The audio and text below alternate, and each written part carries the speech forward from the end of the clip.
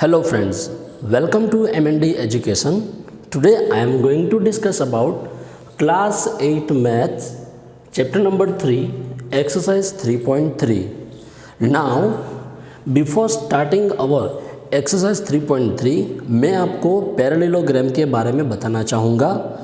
देखो पैरेललोग्राम की कुछ प्रॉपर्टीज़ है, अगर वो प्रॉपर्टीज़ आपको अच्छी तरह से आ गई, ठीक है, उसको आपने अपने दिमाग में अच्छी तरह से बिठा दिया, फिर आपको पैरेललोग्राम के कोई भी एग्जांपल्स होंगे उसको कैलकुलेट करने में कोई दिक्कत नहीं होगी।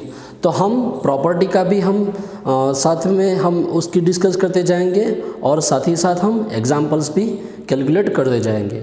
तो सबसे पहले मैं आपको बताना चाहूँगा the question number 1, complete each statement along with definition और property from given parallelogram ABCD। तो यहाँ पे ABCD पैरेललोग्राम दिया हुआ है। Now if we are talking about AC और BD both are the diagonals of the parallelogram. Now AD and BC are opposite parallel sides and another AB and DC or CD both are opposite sides of parallel. Now the first one is AD equal to blank. तो देखो यहाँ पे AD है तो AD के हिसाब से उससे पैरेलल कौन सी साइड है, तो BC है, तो इसका आंसर यहाँ पे आएगा BC। उसका यहाँ पे रीज़न भी लिखना है, because opposite sides are equal, opposite sides are equal, ठीक है। Now the second one is angle DCB, angle DC and B, now the opposite angle. दूसरी प्रॉपर्टी ये है पैरेललोग्राम की कि पैरेललोग्राम के अंदर जो ऑपोजिट एंगल्स है वो भी सेम रहेंगे। Okay, so DCB equal to angle DAB, angle DAB। यहाँ पे भी हमें रीज़न लिखना है, because opposite angles are equal. Okay, now अब थर्ड वन इज़ OC की अगर बात करें कि OC, this one is OC equal to OA। देखो यहाँ पे OC है तो उसके हिसाब से क्या आएगा, OA आएगा। नाउ द थर्ड प्रॉपर्टी ये है, पैरेललोग्राम के जो डायगोनल्स है वो दोनों बाइसेक्ट हो गए, ठीक है, into each other, bisect to each other. So यहाँ पे इसका रीज़न ये आएगा कि diagonals are bisect to each other, clear.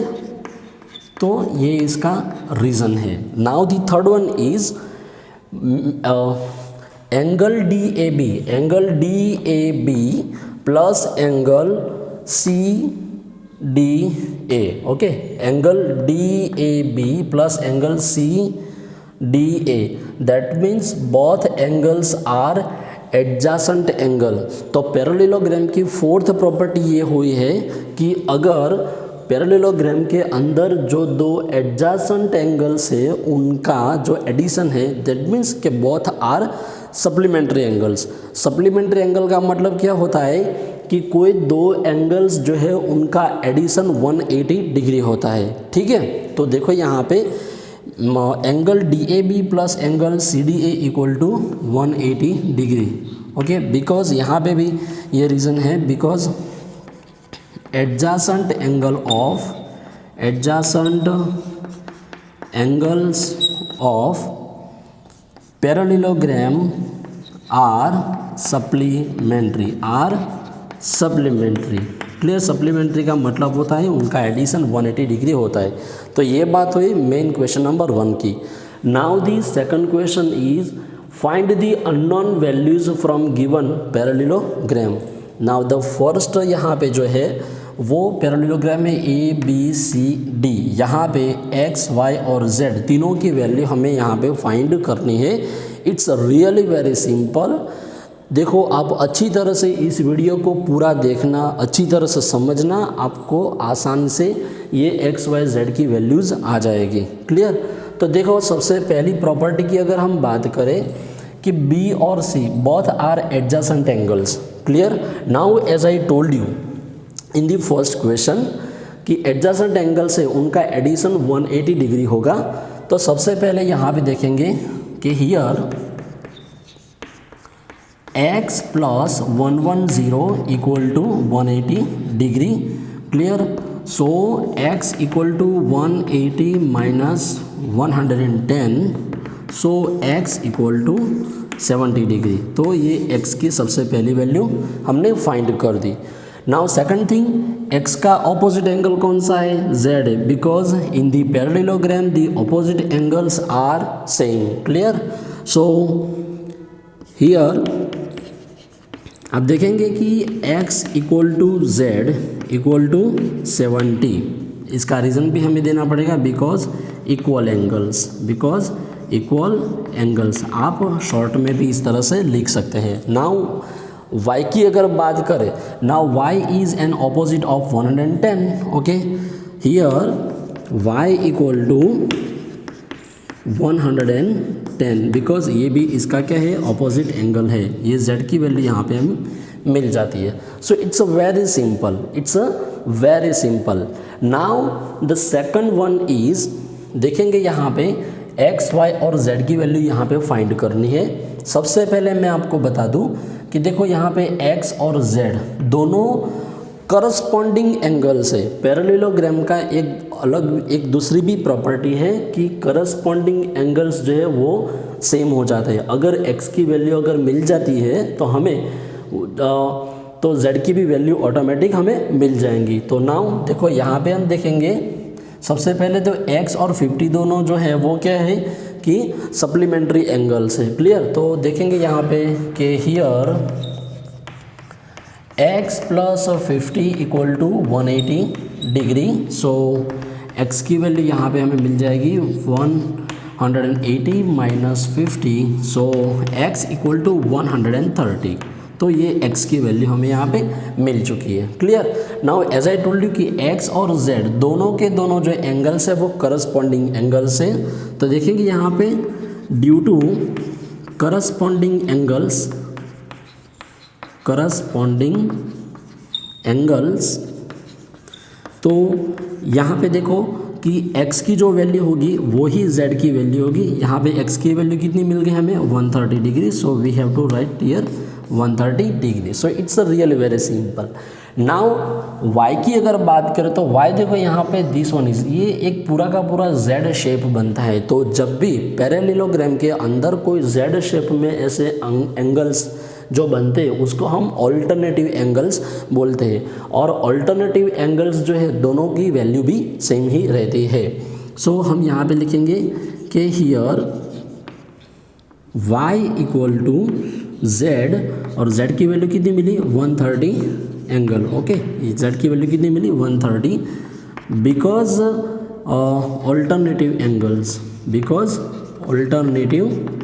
Angles. तो ऑल्टरनेटिव एंगल्स की वजह से दोनों की वैल्यू सेम हो गई। तो this one is a second one. It's a really very simple, इसमें कोई भी घबराने वाली बात नहीं है। देखो अब थर्ड वन देखेंगे। हम लोगों को कभी कभार क्या होता है कि कुछ ऐसी फिगर्स हमें दिए हुए हैं जिसको देख के हम लोग घबरा जाते हैं, लेकिन ऐसा कुछ भी नहीं है। आपको सबसे पहले अपना माइंड जो है उसको सेटअप करके उसका पूरा का पूरा सॉल्यूशन करना है। अब देखो यहाँ पे अगर बात करें कि x, y और z तीनों की वैल्यू मुझे फाइंड यहाँ पे करनी है। तो देखो यहाँ पे देखेंगे तो x जो है तो x का ऑपोजिट एंगल ये है। Actually this one is 90 degree. Okay, so vertically opposite angles भी सेम है, वो भी हमारी एक प्रॉपर्टी है। ठीक है। तो देखो यहाँ पे कि हियर आप देखेंगे कि x की वैल्यू कितनी हो जाएगी? 90 degree, because vertically opposite angles. Okay, अब नाउ देखेंगे यहाँ पे x की वैल्यू तो हमें मिल गई। अब हमें y की वैल्यू फाइंड करनी है। तो this one is the triangle, और we know very well actually the addition of 3 angles of the triangle are 180 degree. Okay, so देखो यहाँ पे नाउ अब हमें पता है उस तरह से कि भी x plus y plus 30 equal to 180 degree, because यहाँ पे क्या है वो एक पूरा का पूरा ये ट्रायंगल बन जाता है, इस तरह का पूरा क्या बन जाता है, ट्रायंगल बन जाता है। अब देखो यहाँ पे x की वैल्यू तो हमें 90 डिग्री मिल ही गई है, ठीक है, तो y हमें फाइंड करना है। +30 equal to 180 degree. So y plus 90 plus 30 that means 120 equal to 180 degree. So y equal to 180 minus 120, so y equal to 60 degree. Okay, तो यहाँ पे y की जो वैल्यू है वो हमें 60 डिग्री मिल गई। नाउ आप देख सकते हो यहाँ पे पूरा का पूरा उल्टा z शेप यहाँ पे बनता है। देखो यहाँ पे y और z दोनों जो है वो ऑल्टरनेटिव एंगल्स है। एंड अभी मैंने आपको बताया कि ऑल्टरनेटिव एंगल्स जो है वो ऑलवेज सेम रहते हैं, उनकी वैल्यू ऑलवेज सेम रहती है। तो अब यहाँ पे देखेंगे कि due two alternative angles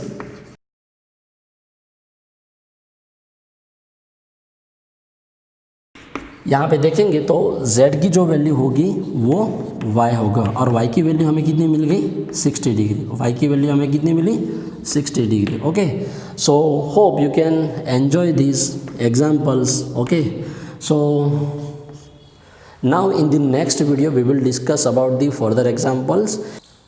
Now the next question is, that means example is the fourth one is, now here is given parallelogram, clear?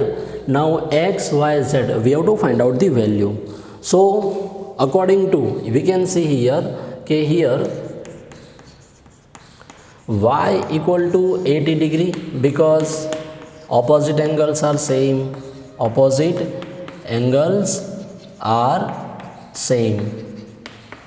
clear? Now x and y, now x plus y equal to 180 degree because the addition of adjacent angles are 180 degree. That means in the parallelogram the adjacent angles are supplementary. So according to that property I wrote here x plus y equal to 180 degree.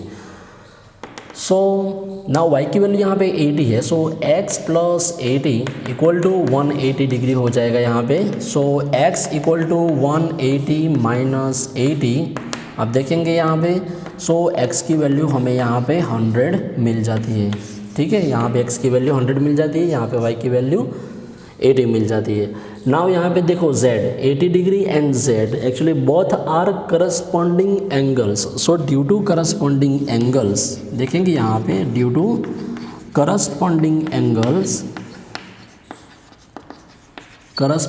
Angles actually z equal to 80 degrees. So there isn't any calculation to find out the y and z because the property is given here, clear? Now the next example is y 112. Now you can understand very easily, the opposite angle both are same, so y equal to 112. So here y equal to 112 because opposite angles are same. Okay, so there is no calculation to find out the y.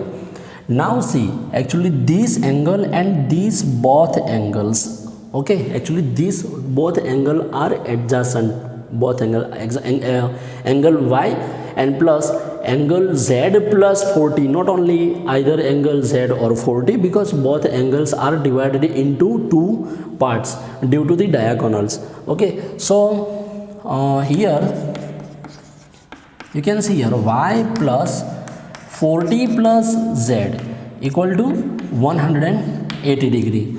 Now the value of y is 112 plus 40 plus z equal to 180 degree. So 112 plus 40, that means it's 152 plus z equal to 180 degree. So z equal to 180 minus 152. अब इसका हम subtraction करेंगे तो 0 minus 2 that means 8, यहाँ पे आ गया 17 में से 15 निकल जाएंगे तो आएगा 2. So that means the value of z is 28 degree. यहाँ पे z की वैल्यू जो हो जाएगी वो 28 डिग्री हो जाएगी। अब देखो ड्यू टू डायगोनल्स के हिसाब से आप देखेंगे ना, देखो कि ड्यू टू डायगोनल के हिसाब से देखेंगे कि x equal to z, x equal to z because alternative angles, because alternative angles. Okay, तो यहाँ पे देखेंगे तो हमें जो z की वैल्यू है वो, जो x की वैल्यू है वो हमें यहाँ पे, सॉरी x की जो वैल्यू है वो z की जितनी होगी उतनी मिल जाएंगी।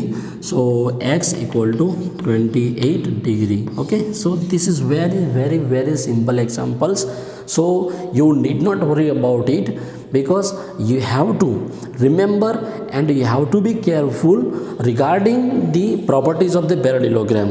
Clear?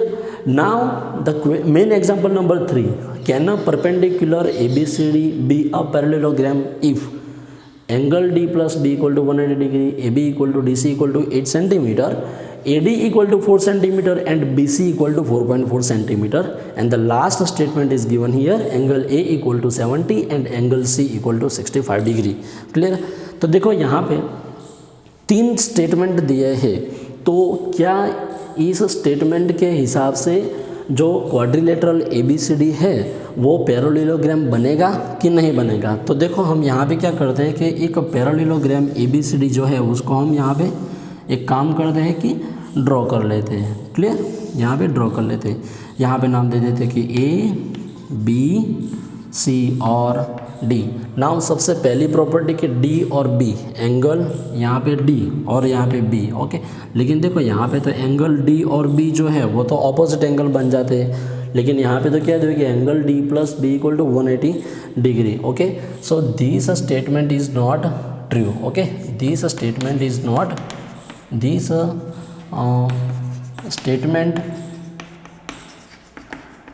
Is not true, is not true because हम देखेंगे कि यहाँ पे D और B क्या है कि ऑपोजिट है, बिकॉज यहाँ पे लिख सकते हैं कि because angle B and angle D are opposite. Clear?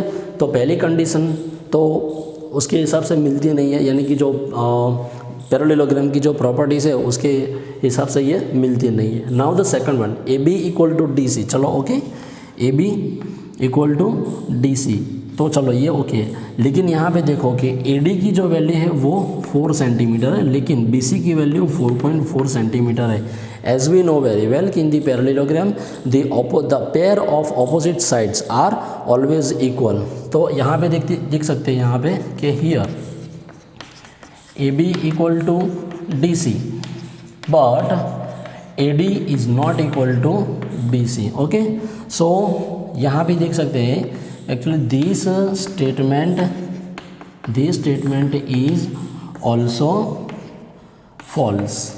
Okay, यहाँ पे देखिए ये पूरा स्टेटमेंट झूठा है। दूसरी बात, एंगल A जो है वो 70 degree, this one is 70 degree, और एंगल C की अगर बात करें तो 65 डिग्री है। अब जैसे साइड के हिसाब से देखेंगे ना तो ऑपोजिट जो एंगल्स है वो भी क्या रहेंगे, सेम ही रहेंगे, लेकिन यहाँ पे तो आप देख सकते हो यहाँ पे 70 और एक 65 है, सो ये भी स्टेटमेंट जो है वो गलत है। ठीक है, तो आप देखेंगे कि according to property of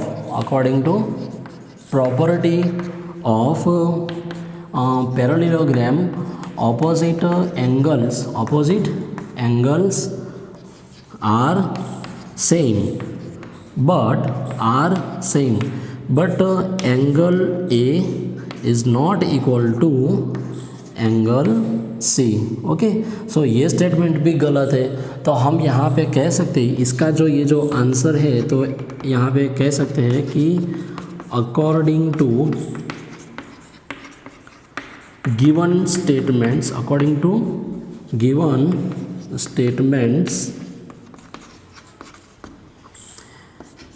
ABCD that means कि quadrilateral, okay, quadrilateral ABCD is not a parallelogram। Clear? तो इस तरह से इस एग्जाम्पल का हम सॉल्यूशन कर सकते हैं। If you like my video so please share, like and subscribe also, and don't forget to push bell icon by which you can get these kind of latest videos. Okay, if you have any query so you can comment me also. Thank you so much.